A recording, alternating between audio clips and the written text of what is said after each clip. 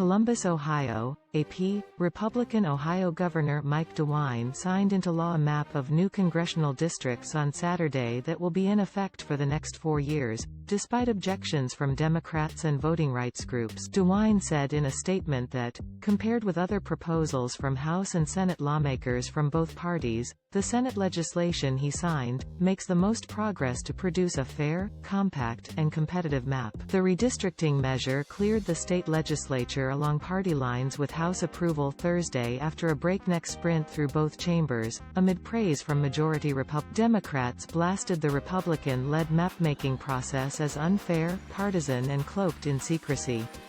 The Senate approved the bill Tuesday, only about 16 hours after the new map was released.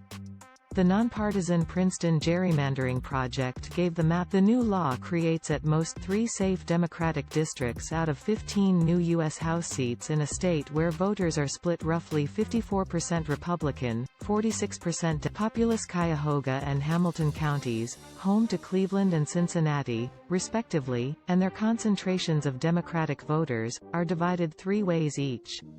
Franklin County, home to Columbus, is divided 2 ways, and the western Cleveland suburbs in Lorain County are part of a district that stretches to the Indiana border, a nearly 3-hour. DeWine, however, said Saturday that the new map has fewer county splits and city splits than recent proposals and the current congressional map. He said it keeps Lucas and Stark counties and the Mahoning Valley within single congressional districts, for the first time in decades, and keeps Akron, Canton, Cincinnati, Cleveland, Dayton, and Toledo, all whole within the same congressional map for the first time since the State Representative DJ Swearingen, a Republican, defended the map during debate Thursday as fair, constitutional and not unduly favoring either political party or its incumbents. He echoed the arguments of sponsoring GOP Senator Rob McCauley in calling the plan superior in competitiveness and in the spirit of a 2018 constitutional amendment. If you have the right candidate on the right issues, you can win a competitive district, McCauley said. Whereas, the Democratic map that was offered in the House offered a determined outcome. Fair Districts Ohio, a coalition of voting rights groups and labor organizations, had called on the governor to strike down the bill.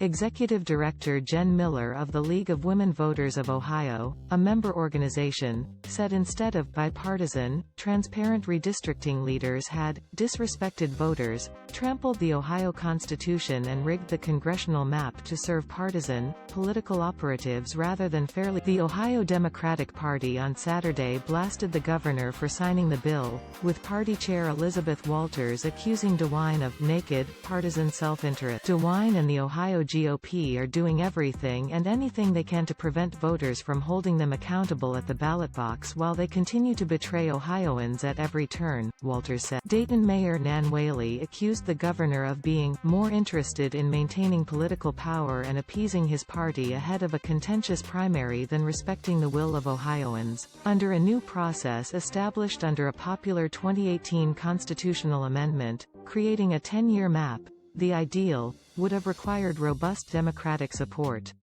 Without it, the plan will last only 4 years. States must redraw their congressional districts every 10 years to reflect new population numbers.